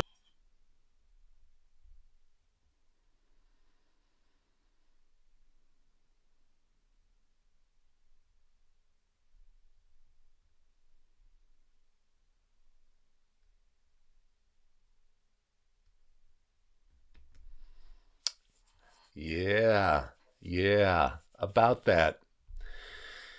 So, on this play, the new lead running away makes the call. Now, in this situation where a team would be looking to foul, we want to call the first foul. We want to call the obvious foul. We don't want to have to, the team that's attempting to foul to have to go back and say, no, you didn't call that one. I'm going to do this, and now you're going to call that one, right? So we want to get the first foul. That's our objective.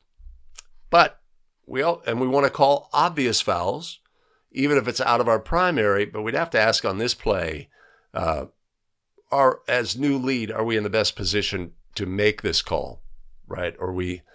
I think we overreached on this. The fact that we're running at a really high rate of speed as the new lead on this play is not going to enhance our ability to make good rulings on the play. And if it was something that was obvious that we had to come get, we could always come late, right? But is our crew in good position to adjudicate this play? Our trail is in fantastic position, and our center's in great position too. We always have to recognize what's the status of our crew, and has something obvious occurred that they must not have seen in this situation. So not the time of game where we want to make a mistake. Do we ever want to make a mistake? No. But obviously with 12 seconds left in overtime, not so much. But that's a great play submitted by Chris. And we're looking at all of the things. Adam is shocked. Not that it's ever happened to me, but when you realize you've put a whistle on a play and for so many reasons it's wrong, what a feeling.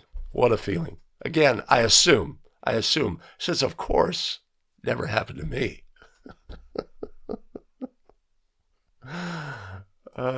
Yes. Yeah, our center and trail were in fantastic position. There's a slight rub of the hand there while the ball was loose. Was that incidental contact in this situation? I would say yes.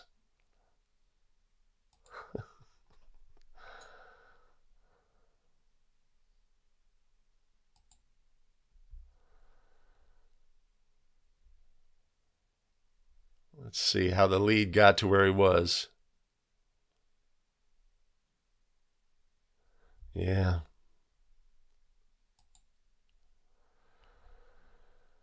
That's always a great rule of thumb, Todd. Go away, stay away. Because there's two reasons. One is that means it's going towards somebody else on the crew. And the other is your ability to officiate when plays are going away from you. Your accuracy just goes down. It just goes down. Misspelling of Pepperidge there. Awesome. Hey, but wait a minute. Wait just a minute. So, again, let me reiterate for the live stream viewers, we do have an opportunity to check out the website. Hold on. Which I said I would do. And that is...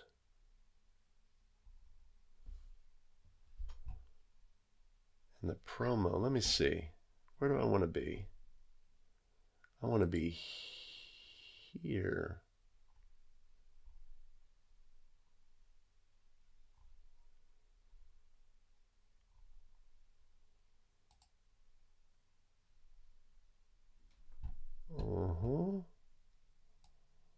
Between the Lines officials gear, looking for help.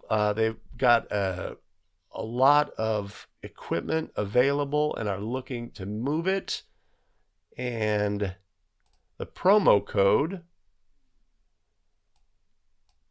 is 5Play Friday. I would use the spelling that they use. Let me do that.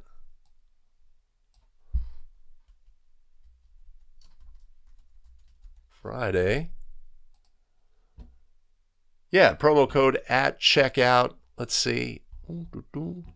And again, I am going to go get myself a NCAA women's shirt because my wardrobe has become a bit bare. So it's got a funky URL.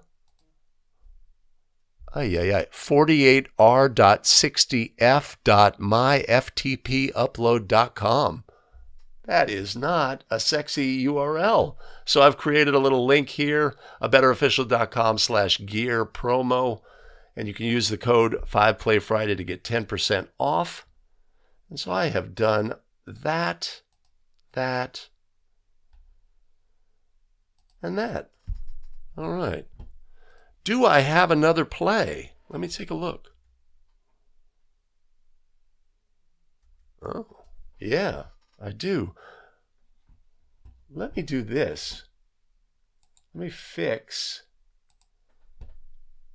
this animation, make this bonus, because I can do things on the fly. I have skills. All right, let's look at another bonus play.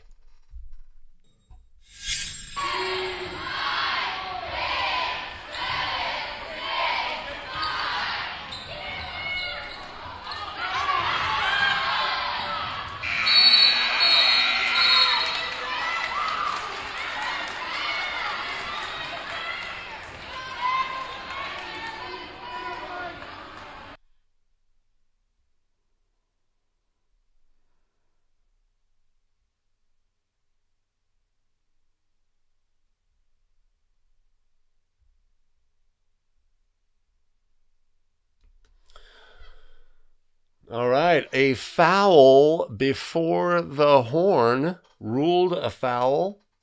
What's our decision making on this play? Also, we have a little bit of coach decorum being addressed as well. Coach comes onto the court, travel, right? How we're going to address that, etc. in this instance. But the foul definitely occurs prior to the lights sounding. This is a situation where we have a player in a ball on the floor situation, blue 12, jumping on top, sort of pancaking on top of the player on the floor. Would definitely rise to the level of a foul. We need to make a judgment here. We need to make a decision about when to apply our whistle. We hear in the background on the original play that the game is counting down to the final seconds in the half or the period. In that situation, we could be try to remember that fact that we are about to hit zero if we have a held ball situation, potentially avoiding ruling a held ball with 0.6 of a second left in a end of period scenario where we're going to basically exhaust a team's use of the arrow quickly and sort of takes that away from them. We could just withhold for just a moment and then the period ends. But we have a foul ruling. We have got an emphasis by the calling official. They want to put that foul in the game. Maybe the game has said, hey, we've had situations with physical play and we need to address this. But we are ruling a foul. If it was a bonus situation, what would we have on this play? Right? Our offended player would be eligible for bonus free throws. Would there be time left on the clock? Would we put time on the clock? Would the lane be filled, etc.? This is a situation where the foul has occurred so close to the end of the period that the timer was not humanly able to stop the clock. And there would be no definitive knowledge. We could have definitive knowledge that there was time remaining before the horn because the foul occurred before the lights went on. Right, so logically we could try to apply time, but in this situation, NFHS case play says, no, we're not putting any time back on the clock. There's no definitive knowledge. That player would attempt bonus free throws. Those are the things that we're looking at on a play such as this. If we go back and we look at the coach decorum, right, it's quickly addressed, but we cannot have this. We cannot have coaches coming onto the court appealing for a ruling on a play. Simply not acceptable. Time has expired by the time that they come out onto the court. What is the restriction of a coach coming out onto the court in this instance? Would this rise potentially to a level of the ball is dead, the period has ended, or so it appears. So a good play to look at. That would definitely rise to the level of a foul in most situations, for sure. I'd be interested to hear what Chris had on this play.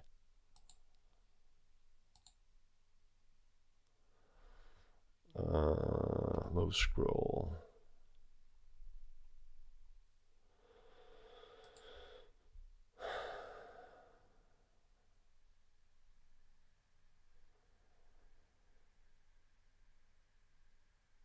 Casey's on the previous play, if he didn't have possession and got fouled, would it be shooting for bonus?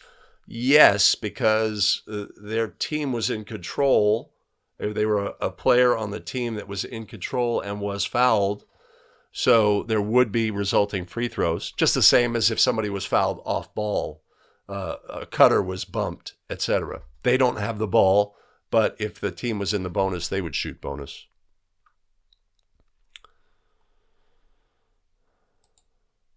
There is contact on that previous play. Yes, Rich.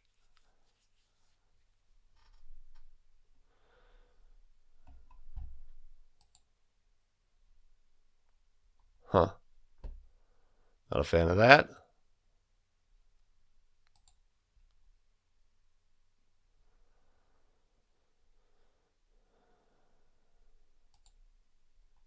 I am a YouTuber, and I'm doing a favor to somebody who asked me to put that link up. And I will do favors for people.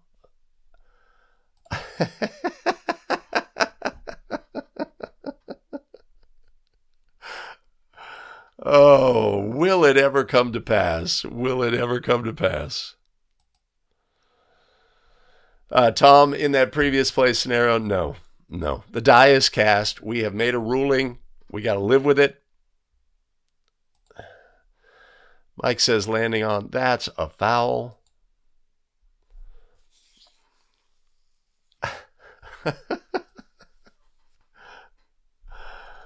Oh.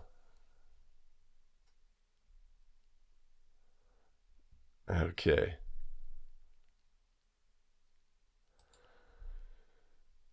Yeah, we're sort of, Mike, we're sort of in this situation. We're sort of in this gray area of, has the period ended?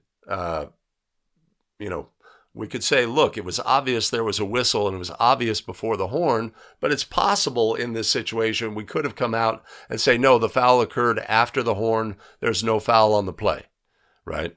Like maybe the center comes in and say the light was definitely on before she landed on her. Obviously not the case here, but the coach could have the same reaction with that timing. Are they then restricted from coming out onto the court in that situation? No, they're not. The moment the horn sounds, their timeout area comes into play, etc. But the fact that it's done in conjunction with an appeal for a call that should have been made definitely needs to be addressed, and this is a simple and effective way to do it. And unlike the previous plays that we had, where coach decorum was not so subtle, this would seem the best way to handle that situation. And just because coaches have behaviors, doesn't mean we're going to I'm really anxious to put a T on the coach for, the slightest infraction or what have you. We obviously have the ladder, the soft warning, the official warning, the technical foul to handle situations. We're trying to do things that make the game better, reminding coaches. I've been doing that a lot this year, right? Coaches straying out of the coaching box to the table like a magnet, right? And at least addressing it early and with a soft warning so that we can then, escalate as appropriate. So great job on this play of the center official, just saying, chill, bro, to some extent.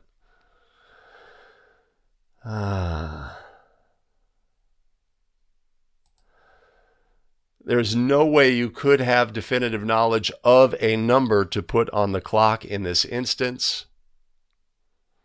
And the case play also says when the clock stops so close to the expiration of time.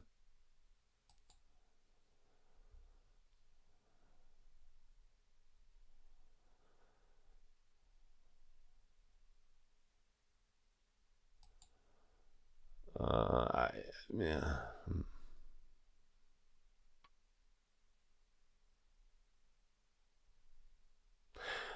David finds the foul early, a little bit right here, with player moving forward, a little bit of don't know.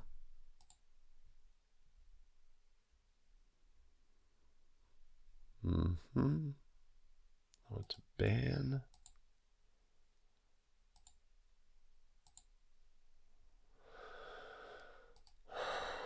I just want a beer. Yeah, and we appreciate coaches that are high energy and passionate, right? It's like does it make the game better? It brings a vibe to the game, and that's really positive. We also appreciate coaches who have done all of their coaching prior to the game, and now the kids are just executing. They have just the opposite energy. And we appreciate the fact that they say nothing, and that if they ever do come to us and say something about a play, it's like, wow, they really need an answer on this because this is not within the realm of their behavior. Yes, that's a sponsored adult dating site. A better official approved. What definitive knowledge could they have, Mike? I know that Mike. His approach is, well, we know that the foul occurred before the horn, so therefore there must be time on the clock, right? That's a logical assumption, but Let's look at the differential.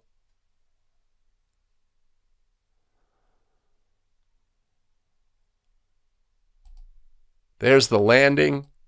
There's the horn. Super slow motion.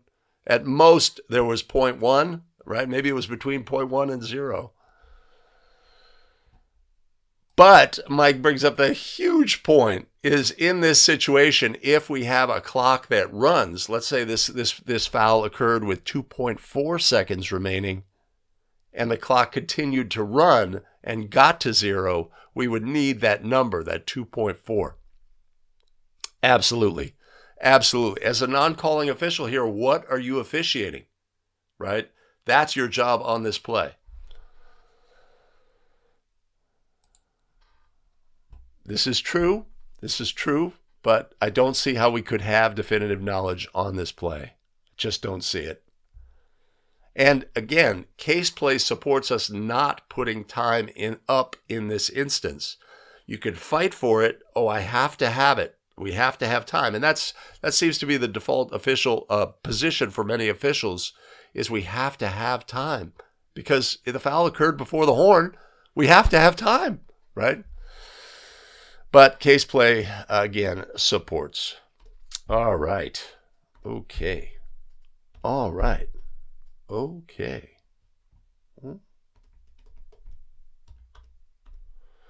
I'm exhausted.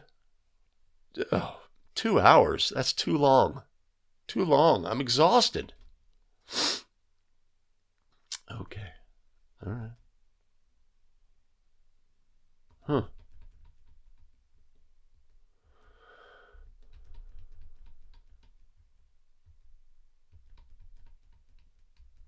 Okay. All right. Well, I, tonight, have varsity boys, 3-person crew, 2 local high schools. I am looking forward to that. I'm going to bid everybody adieu. I hope you have a great day. I hope you have a great game tonight. I'm sure just about everybody has a game, and if not, how about tomorrow? David, I have the live streams posted. There's one 5-Play Friday where I will not be just prior to Christmas as I am traveling out of state for Christmas. First time ever? Maybe. Going to visit my son in South Carolina. I hope everybody has a great game. Don't screw it up. Don't do anything that shows up on 5-Play Friday. Come on now. Oh, Laker fan, 50th birthday. Awesome. Awesome. Well, put one back for me. That is tremendous. I may have a beer after the game just to celebrate Laker fans' 50th birthday. Chris, appreciate you. Appreciate everybody joining the stream today. It was fun.